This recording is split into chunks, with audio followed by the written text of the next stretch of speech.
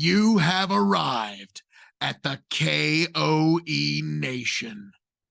You were talking about the moral system of Catholicism versus Buddhism.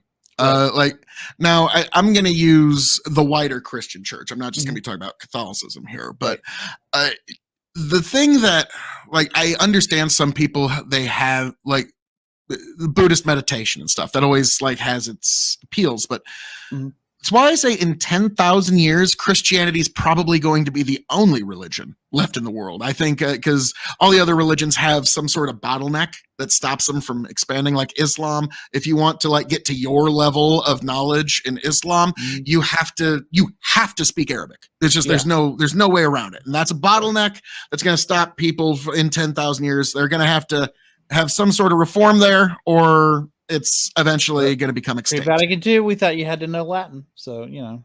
Yeah, so if they don't reform, 10,000 years from now, that there's going to be a lot more Christians at some point. They will be reformed, though. I think they will be.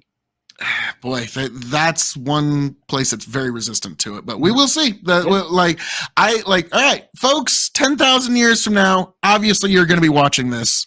Let us know, like, put in the comments who was right. Was iCal right and the Islam reformed, or I was right? They absolutely didn't, and they all became Christians. We'll have to place a long bet on Lumbex, though. Yeah, that'll be tough. That'll be a tough one. Isn't it heretical for there to be a biblical home on Earth? I don't know what you mean by that, Bandit.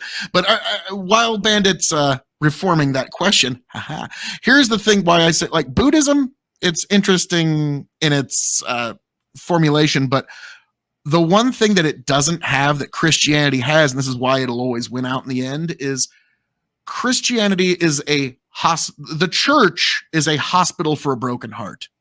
Yeah, I agree with that. In a way that no other religion can really address. Like Islam's all about power and conquest, and like it's like if you're wanting to like build a family, I understand why some people like, but like if you've ever experienced a true broken heart, like we all have at some point, it's like and not just like, oh, I didn't get the prom date. It was like, not to get too personal here, but the day I found out my brother died, it broke my heart. I'm not too proud to admit it broke my heart in half.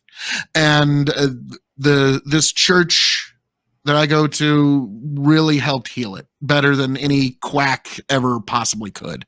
And so that is, in the end, I think in over 10,000 years, the fact that the church is the hospital for the broken heart is why it will always beat out the things like Buddhism or Islam or any of these other systems of thinking or thought or even morality, because that's just something that Christ's love imparts that like Buddhism just doesn't have that. Like there's no, obviously Buddha loves you and will do everything for you and will die for your sins and will take away the sins of the world. Like, no, he can't do any of that. But, Buddha doesn't claim to do that. In fact, Buddha, could never hope Buddha to. On the road, you should kill him because if you see someone that's claiming to be Buddha, then that's obviously not Buddha, so you must kill him.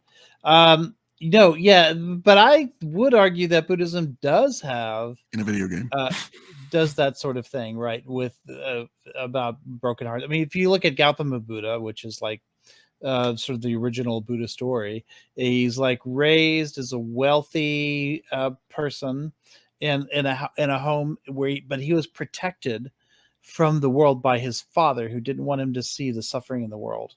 Yep. And so when he wasn't his name Siddhartha? Yeah, Siddhartha Buddha, the first incarnation of Buddha.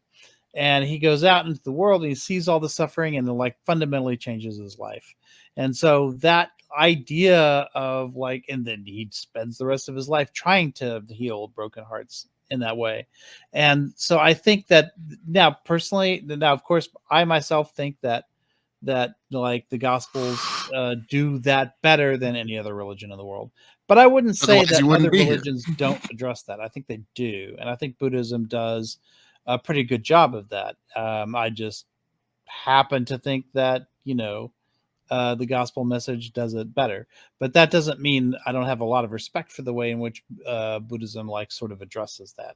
And compassion is one of the cornerstones of that religion. Are you familiar with Thomas Merton?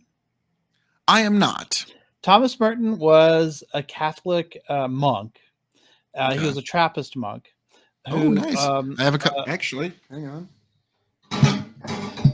yes, I have a West Malle of course, Trappist chalice they're here in they're my very bar. much known for. Their beer. I think Trappist beers have probably mended many a broken heart at some point or another. Uh, but um, but but Especially the but high alcohol ones.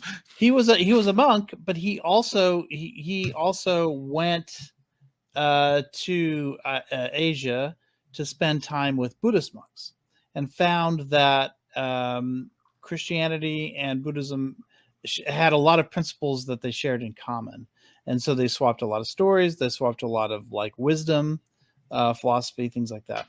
Hmm. So yeah, I mean, I think there is a lot in his big book is called The Seven Story Mountain, because it turns out there's a story like in Buddhism about a mountain that has 7 levels to it. Just like we have the story of, in Dante, you have the mountain that you climb in order to get in order to, when you get to the finally to the top of it, you get to heaven. And so there's another like sort of overlap between Buddhism and Christianity, and he finds tons of them. And what he shows is basically what Pope John Paul II said, which is truth cannot contradict truth, right? So these great religions often will discover truths on their own that agree with each other, because religion like is a good pathway for discovering a lot of these truths. And of course, they don't agree perfectly. There's differences, and where there are differences, I tend to side with the Gospels over these other religions on some of these questions. But that doesn't mean I. I think this idea of mending a broken heart, I think you'll find it in several religions, and not just Christianity. Okay. Which,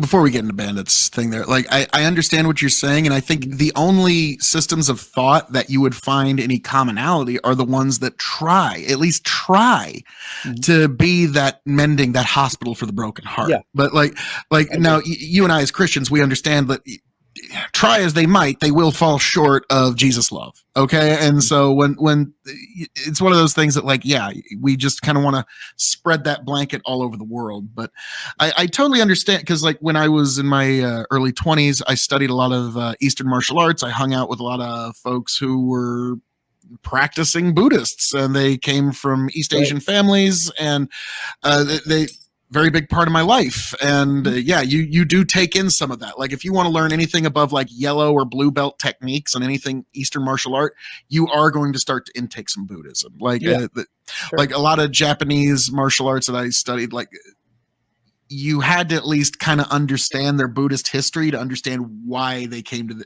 why they did what they did, and why they had the tools that they did. And so it's like, okay. And so while I understand that, it always did kind of fall short in that. And now